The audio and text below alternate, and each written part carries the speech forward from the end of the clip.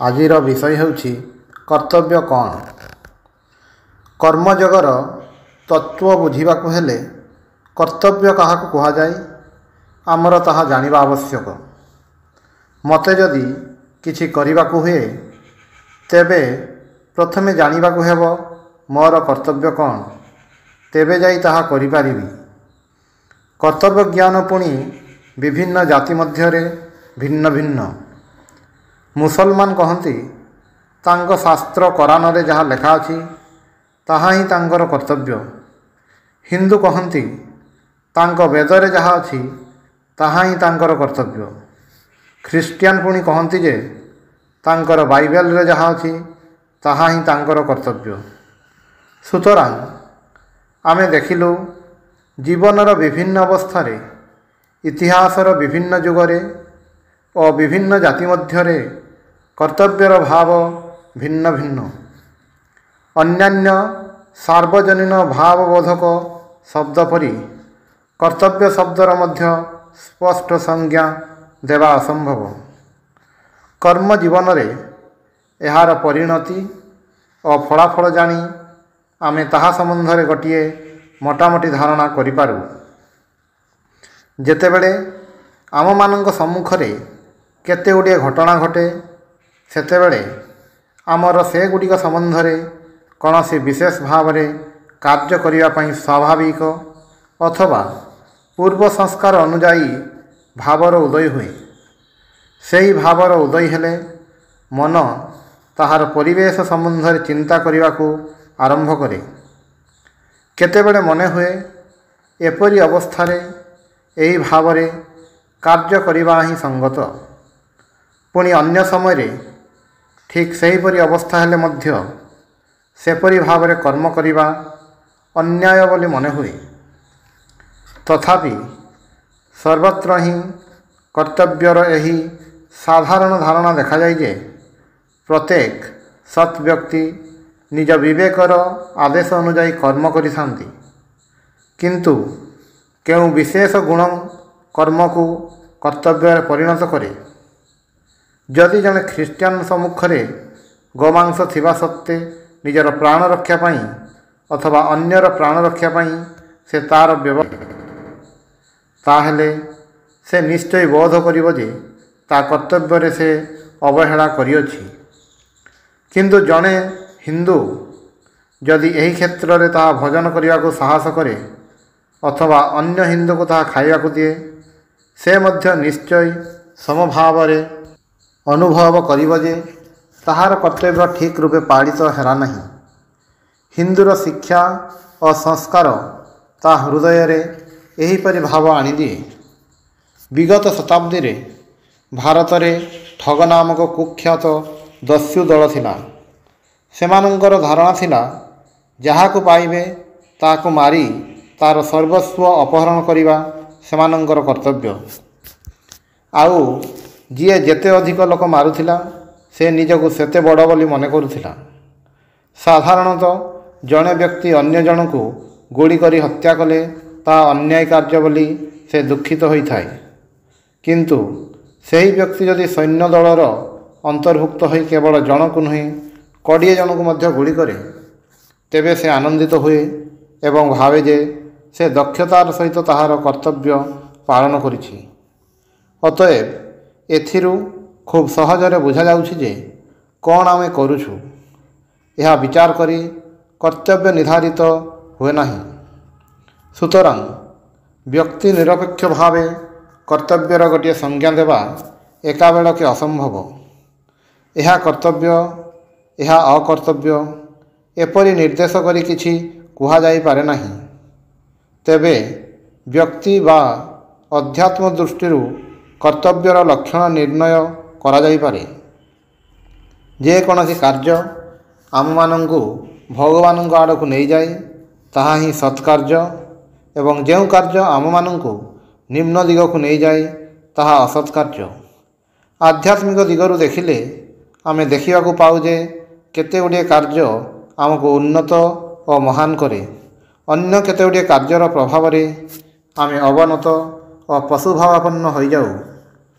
କିନ୍ତୁ ସର୍ବ ଅବସ୍ଥାରେ ସର୍ବବିଧ ବ୍ୟକ୍ତିଙ୍କ ପକ୍ଷରେ କେଉଁ କାର୍ଯ୍ୟ ଦ୍ୱାରା କିପରି ଭାବ ଆସିବ ତାହା ନିଶ୍ଚିତ ଭାବରେ କହିବା ସମ୍ଭବପର ନୁହେଁ। ତଥାପି ପ୍ରତ୍ୟେକ ଯୁଗରେ ସକଳ ସମ୍ପ୍ରଦାୟ ଓ ଦେଶର ମନୁଷ୍ୟ କର୍ତ୍ତବ୍ୟ ସମ୍ବନ୍ଧରେ ଗୋଟିଏ ଧାରଣା ଅତ୍ୟନ୍ତ ସ୍ପଷ୍ଟ ଭାବରେ ସ୍ୱୀକାର କରିଛନ୍ତି ଏବଂ ତାହା ଏହି ସଂସ୍କୃତ ଶ୍ଲୋକାର୍ଦ୍ଧରେ ବର୍ଣ୍ଣିତ ହୋଇଅଛି। ପରୋପକାରଃ ପୁଣ୍ୟାୟ ପାପାୟ ପରପୀଡ଼ନମ୍। ଭଗବଦ୍ ଗୀତା ବର୍ଣ୍ଣାଶ୍ରମ ଅନୁଯାୟୀ କର୍ତ୍ତବ୍ୟର କଥା ବାରମ୍ବାର ଉଲ୍ଲେଖ କରିଛନ୍ତି। ବିଭିନ୍ନ କର୍ମ ପ୍ରତି କେଉଁ ବ୍ୟକ୍ତିର ମନୋଭାବ କିପରି ହେବ ତାହା ଏହି ବ୍ୟକ୍ତିର ବର୍ଣ୍ଣାଶ୍ରମ ଓ ସାମାଜିକ ମର୍ଯ୍ୟାଦା ଅନୁସାରେ ଅନେକାଂଶରେ ନିୟନ୍ତ୍ରିତ ହୁଏ। ଏଥିପାଇଁ ଆମର କର୍ତ୍ତବ୍ୟ ଯେଉଁ ସମାଜରେ ଆମେ ଜନ୍ମଗ୍ରହଣ କରିଛୁ ସେହି ସମାଜର ଆଦର୍ଶ ଓ କର୍ମଧାରା ଅନୁସାରେ ଏପରି କାର୍ଯ୍ୟ କରିବା ଯାହାଦ୍ୱାରା ଆମର ଜୀବନ ଉନ୍ନତ ଓ ମହତ ହେବ। କିନ୍ତୁ ଏହା ବିଶେଷ ଭାବରେ ସ୍ମରଣ ରଖିବାକୁ ହେବ ଯେ ସବୁ ସମାଜରେ ଓ ସବୁ ଦେଶରେ ଏକ ପ୍ରକାର ଆଦର୍ଶ ଓ କାର୍ଯ୍ୟପ୍ରଣାଳୀ ପ୍ରଚଳିତ ନୁହେଁ। ଏହି ବିଷୟରେ ଆମର ଅଜ୍ଞତା ହିଁ ଏକ ଜାତି ପ୍ରତି ଅନ୍ୟ ଜାତିର ଘୃଣାର ପ୍ରଧାନ କାରଣ। ଜଣେ ମାର୍କିନବାସୀ ଭାବନ୍ତି ତାଙ୍କ ଦେଶର ରୀତିନୀତି ସର୍ବାପେକ୍ଷା ଭଲ ଏବଂ ଯେଉଁ ବ୍ୟକ୍ତି ଏହି ରୀତିନୀତି ଅନୁସରଣ ନ କରେ ସେ ଅତି ଖରାପ ଲୋକ। ଜଣେ ହିନ୍ଦୁ ଭାବେ ତାର ଆଚାର ବ୍ୟବହାର ହିଁ ଶ୍ରେଷ୍ଠ ଓ ସତ୍ୟ। ସୁତରାଂ ଯିଏ ଏହାର ଅନୁସରଣ ନ କରେ ସେ ଅତି ମନ୍ଦ ଲୋକ। ଆମେ ସହଜରେ ଏହି ଭ୍ରମରେ ପଡ଼ିଥାଉ। ଏହା ବଡ଼ ଅନିଷ୍ଟକର। ସଂସାରରେ ଯେଉଁ ସହାନୁଭୂତିର ଅଭାବ ଦେଖାଯାଏ ତାହାର ଅର୍ଦ୍ଧେକ ଏହି ଭ୍ରମରୁ ହିଁ ଉତ୍ପନ୍ନ। ମୁଁ ଯେତେବେଳେ ଏ ଦେଶକୁ ପ୍ରଥମେ ଆସିଲି ସେତେବେଳେ ଦିନେ ଚିକାଗୋ ମେଳାରେ ବୁଲୁଥିଲି। ପଛରୁ ଜଣେ ଲୋକ ମୋ ପଗଡ଼ି ଧରି ଭିଡ଼ି ଟାଣିଦେଲା। ମୁଁ ପଛକୁ ଅନାଇ ଦେଖିଲି ଯେ ଲୋକଟି ବେଶ୍ ପରିଷ୍କାର ପରିଚ୍ଛନ୍ନ ଲୁଗାପଟା ପିନ୍ଧିଛି ଓ ବେଶ୍ ଭଦ୍ରଲୋକ ବୋଲି ମନେ ହେଉଛି। ମୁଁ ତାହା ସହିତ ଟିକିଏ କଥାବାର୍ତ୍ତା କଲି। ମୁଁ ଇଂରାଜୀ ଜାଣେ ବୁଝିବା ମାତ୍ରେ ଲୋକଟି ଖୁବ୍ ଲଜ୍ଜିତ ହେଲା। ଆଉ ଥରେ ଏହି ମେଳାରେ ଜଣେ ଲୋକ ଜାଣିଶୁଣି ମୋତେ ଧକ୍କା ଦେଲେ। ଏହା କରିବାର କାରଣ ପଚାରିବାରୁ ସେ ମଧ୍ୟ ଲଜ୍ଜିତ ହେଲେ। ଶେଷରେ ବହୁ କଷ୍ଟରେ ମୋ ନିକଟରେ କ୍ଷମା ପ୍ରାର୍ଥନା କରି କହିଲେ, ଆପଣ ଏପରି ପୋଷାକ ପିନ୍ଧିଛନ୍ତି କାହିଁକି? ଏହି ସକଳ ବ୍ୟକ୍ତିଙ୍କର ସହାନୁଭୂତି ସେମାନଙ୍କର ମାତୃଭାଷା ଓ ନିଜର ପୋଷାକ ପରିଚ୍ଛଦ ମଧ୍ୟରେ ହିଁ ସୀମାବଦ୍ଧ। ଦୁର୍ବଳ ଜାତି ଉପରେ ସବଳ ଜାତି ଯେଉଁ ସବୁ ଅତ୍ୟାଚାର କରେ ସେଗୁଡ଼ିକ ମଧ୍ୟରୁ ଅଧିକାଂଶର କାରଣ ଏହି କୁସଂସ୍କାରରୁ ଉତ୍ପନ୍ନ। ଏହାଦ୍ୱାରା ମନୁଷ୍ୟ ପ୍ରତି ମନୁଷ୍ୟର ସୌହାର୍ଦ୍ଦ୍ୟ ନଷ୍ଟ ହୁଏ। ଯେଉଁ ବ୍ୟକ୍ତି ମୋତେ ପଚାରିଲେ ମୁଁ ତାଙ୍କ ଭଳି ପୋଷାକ ପିନ୍ଧି ନାହିଁ କାହିଁକି ଏବଂ ମୋର ଏ ବେଶ ପାଇଁ ମୋ ସହିତ ଅସତ୍ ବ୍ୟବହାର କଲେ ସେ ହୁଏତ ଖୁବ୍ ଭଲ ଲୋକ। ହୁଏତ ସେ ସନ୍ତାନବତ୍ସଳ ପିତା ଓ ଜଣେ ସଜ୍ଜନ ବ୍ୟକ୍ତି। କିନ୍ତୁ ଯେତେବେଳେ ସେ ଭିନ୍ନ ବେଶ ପରିହିତ ଅନ୍ୟ କାହାକୁ ଦେଖିଲେ ସେତେବେଳେ ତାଙ୍କର ସ୍ୱାଭାବିକ ସହୃଦୟତା ଲୁପ୍ତ ହେଲା। ସବୁ ଦେଶରେ ଆଗନ୍ତୁକ ବିଦେଶୀମାନଙ୍କୁ ଶୋଷଣ କରାହୁଏ କାରଣ ସେମାନେ ଜାଣନ୍ତି ନାହିଁ ନୂତନ ଅବସ୍ଥାରେ ପଡ଼ିଲେ କିପରି ଆତ୍ମରକ୍ଷା କରିବାକୁ ହୁଏ। ଏଥିପାଇଁ ସେମାନେ ମଧ୍ୟ ସେ ଦେଶର ଲୋକଙ୍କ ସମ୍ବନ୍ଧରେ ଗୋଟାଏ ଭୁଲ ଧାରଣା ନେଇଯାଆନ୍ତି। ନାବିକ, ସୈନିକ ଓ ବଣିକଗଣ ବିଦେଶରେ ଏପରି ଅଦ୍ଭୁତ ବ୍ୟବହାର କରିଥାନ୍ତି ଯାହାକି ନିଜ ଦେଶରେ କରିବା କଥା ସେମାନେ ସ୍ୱପ୍ନରେ ସୁଦ୍ଧା ଭାବିପାରନ୍ତି ନାହିଁ।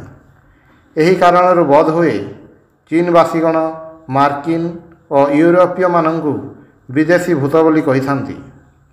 ପାଶ୍ଚାତ୍ୟ ଜୀବନର ଭଲ ଦିଗଟା ଦେଖିଲେ ସେମାନେ ଏପରି କେବେ ହେଲେ କହିପାରନ୍ତି ନାହିଁ।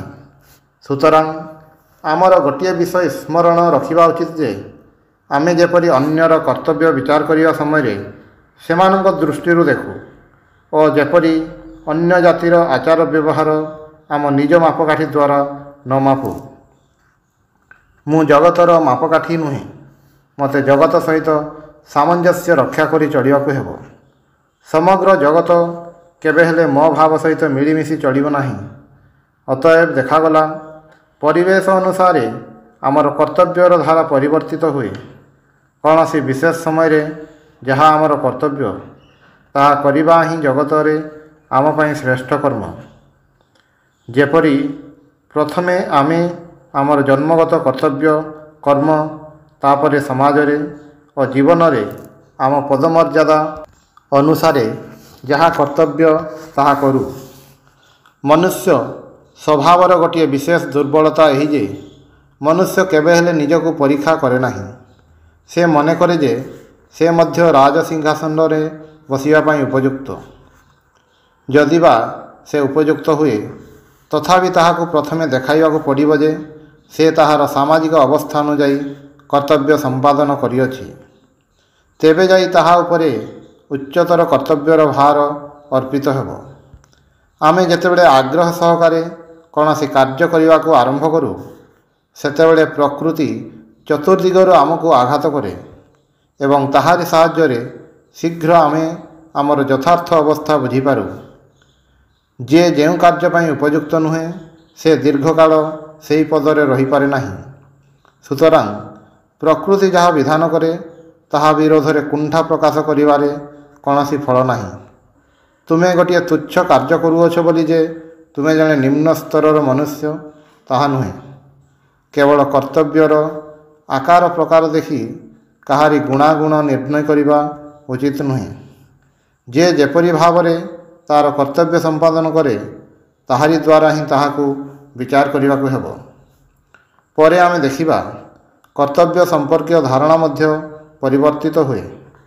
ଆହୁରି ଦେଖିବା, ଯେତେବେଳେ କର୍ମର ପଶ୍ଚାତରେ ସ୍ୱାର୍ଥର ପ୍ରେରଣା ନଥାଏ, ସେତିକିବେଳେ ହିଁ ମନୁଷ୍ୟ ଶ୍ରେଷ୍ଠ କର୍ମ କରିପାରେ। ତେବେ ସୁଦ୍ଧା କର୍ତ୍ତବ୍ୟ ଜ୍ଞାନ ପ୍ରଣୋଦିତ କର୍ମ ହିଁ ଆମକୁ କର୍ତ୍ତବ୍ୟ ଜ୍ଞାନର ଅତୀତ କର୍ମକୁ ନେଇଯାଏ ଓ ସେତେବେଳେ କର୍ମ ଉପାସନାରେ ପରିଣତ ହୁଏ। କେବଳ ସେତିକି ନୁହେଁ, ସେତେବେଳେ କେବଳ କର୍ମ ପାଇଁ କର୍ମ ଅନୁଷ୍ଠିତ ହୋଇଥାଏ। ତେବେ ଏହା ହେଉଛି ଏକ ସର୍ବୋଚ୍ଚ ଆଦର୍ଶ ଏବଂ ଏହା ଲାଭ କରିବାର ଉପାୟ ହେଉଛି ଏହି କର୍ତ୍ତବ୍ୟ।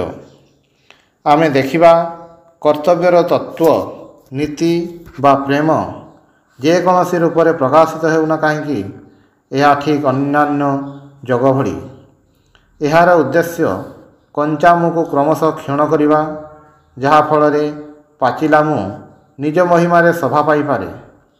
ଏହାର ଉଦ୍ଦେଶ୍ୟ ନିମ୍ନ ସ୍ତରର ଶକ୍ତି କ୍ଷୟକୁ ବାଧା ଦେବା, ଯାହାଦ୍ୱାରା ଆତ୍ମା ଉଚ୍ଚତର ଭୂମିରେ ନିଜକୁ ପ୍ରକାଶ କରିପାରେ।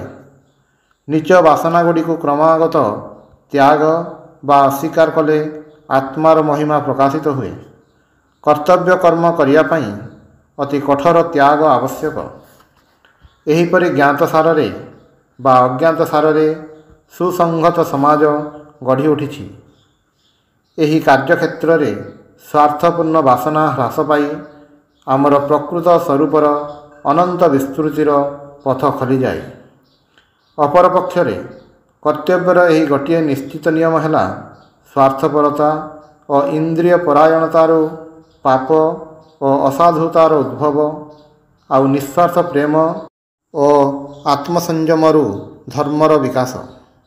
ସାଧାରଣତଃ କର୍ତ୍ତବ୍ୟ ବିଶେଷ ରୁଚିକର ନୁହେଁ, କିନ୍ତୁ ପ୍ରେମ ଯଦି କର୍ତ୍ତବ୍ୟ ପରାୟଣତାକୁ ସ୍ନେହସିକ୍ତ କରେ, ତେବେ ତାହା ବେଶ୍ ସହଜାତ ଭାବରେ ଆଗେଇ ଚାଲେ।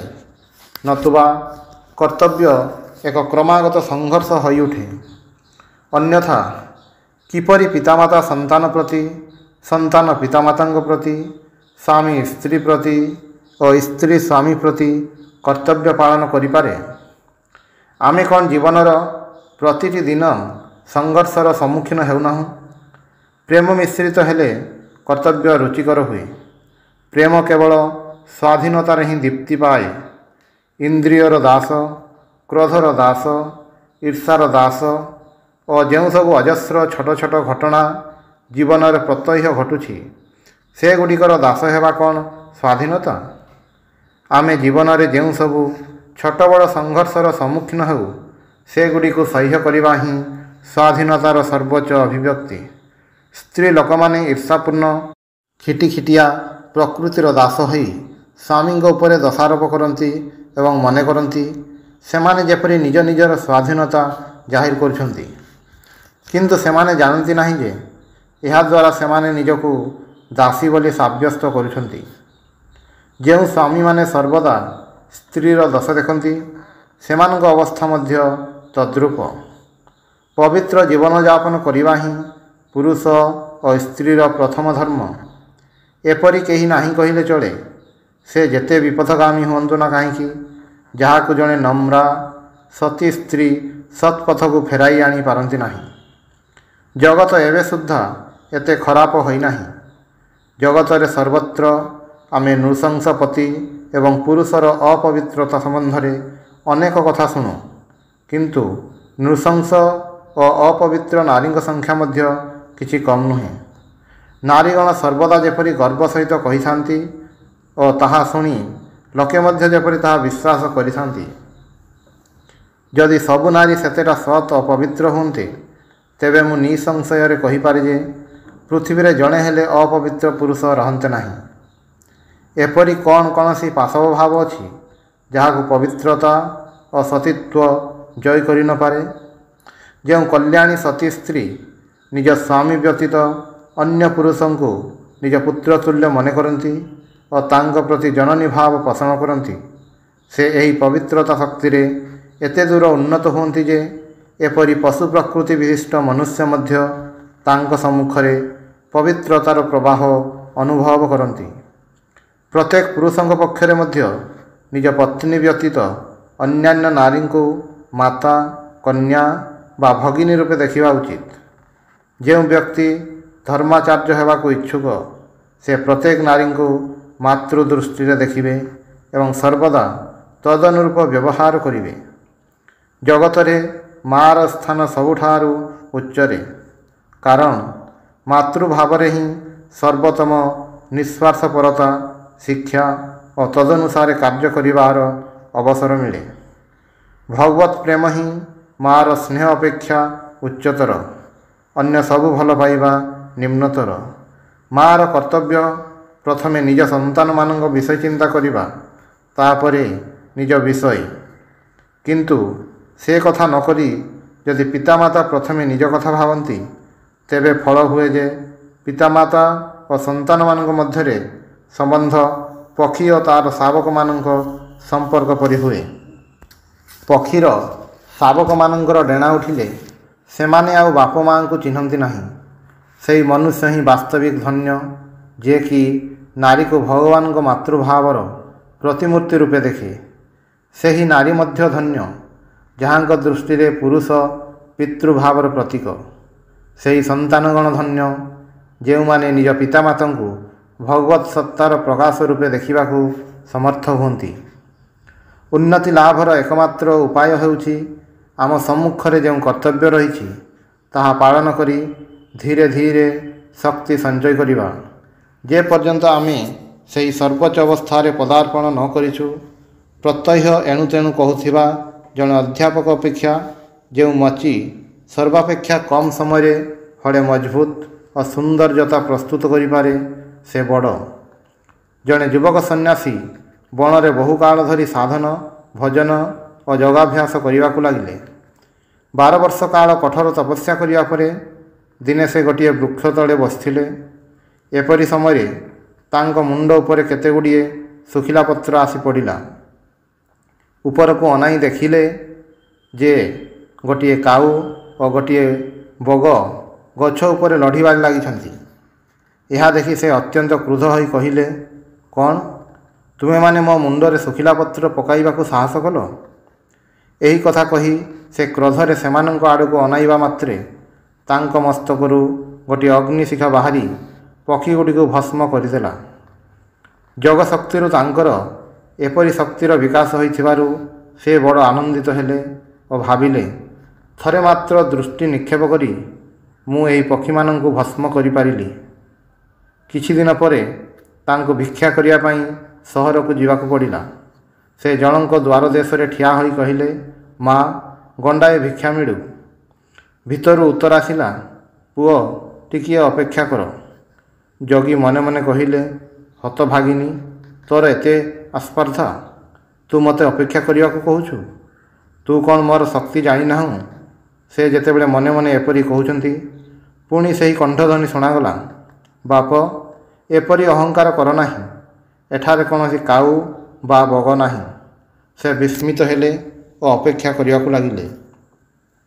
ଅବଶେଷରେ ଯେତେବେଳେ ସେ ନାରୀ ବାହାରକୁ ଆସିଲେ, ଯୋଗୀ ତାଙ୍କ ପାଦ ତଳେ ପଡ଼ି କହିଲେ, ମା, ଆପଣ କିପରି ମୋ ମନ କଥା ଜାଣିଲେ?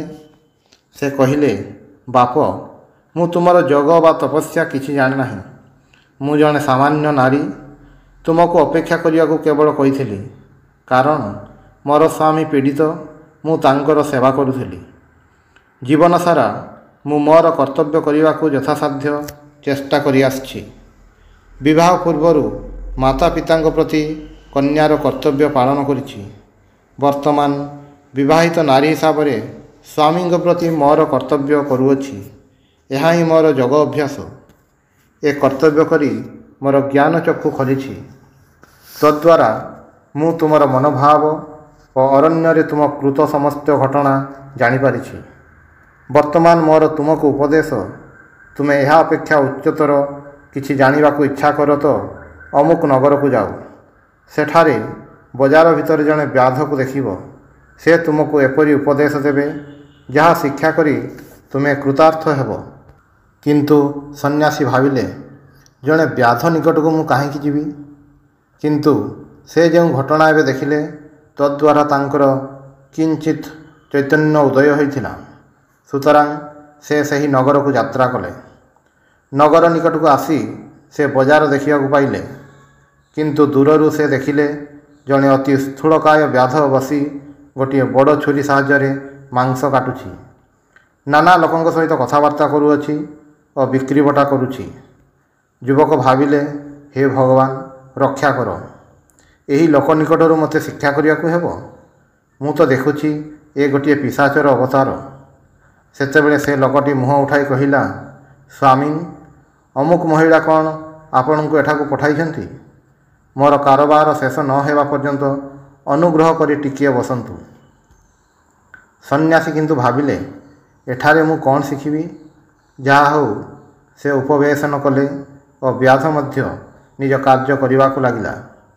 କାର୍ଯ୍ୟ ଶେଷ ହେବାରୁ ସେ ଟଙ୍କା ପଇସା ସବୁ ରଖି ସନ୍ନ୍ୟାସୀଙ୍କୁ କହିଲା, ଆସନ୍ତୁ ମହାଶୟ, ମୋ ଘରକୁ ଆସନ୍ତୁ। ଘରେ ପହଞ୍ଚି ବ୍ୟାଧ ତାହାଙ୍କୁ ଆସନଟିଏ ଦେଇ କହିଲା, ଟିକିଏ ଅପେକ୍ଷା କରନ୍ତୁ। ତାପରେ ଘର ଭିତରକୁ ଯାଇ ବୃଦ୍ଧ ପିତାମାତାଙ୍କୁ ଗାଧୋଇ ପାଧୋଇ ଖୁଆଇ ପିଆଇ ସେମାନଙ୍କର ସନ୍ତୋଷ ବିଧାନ କଲା। ତାପରେ ସନ୍ନ୍ୟାସୀଙ୍କ ନିକଟକୁ ଆସି କହିଲା, ଆପଣ ମୋତେ ଦେଖିବାକୁ ଆସିଛନ୍ତି। କହନ୍ତୁ, ମୁଁ ଆପଣଙ୍କୁ କ'ଣ ସାହାଯ୍ୟ କରିପାରେ? ସନ୍ନ୍ୟାସୀ ତାଙ୍କୁ ଜୀବାତ୍ମା, ଆତ୍ମା ଓ ପରମାତ୍ମା ସମ୍ବନ୍ଧରେ କେତେଗୁଡ଼ିଏ ପ୍ରଶ୍ନ ପଚାରିଲେ। ଉତ୍ତରରେ ବ୍ୟାଧ ଯେଉଁ ସବୁ ଉପଦେଶ ଦେଲା, ମହାଭାରତ ଗ୍ରନ୍ଥର ଅଂଶ ରୂପେ ତାହା ବ୍ୟାଧ ଗୀତା ନାମରେ ପ୍ରସିଦ୍ଧ। ଏହି ବ୍ୟାଧ ଗୀତା ହେଉଛି ବେଦାନ୍ତ ଦର୍ଶନର ଚରମ କଥା। ତୁମେ ଭଗବତ ଗୀତାର ନାମ ଶୁଣିଛ।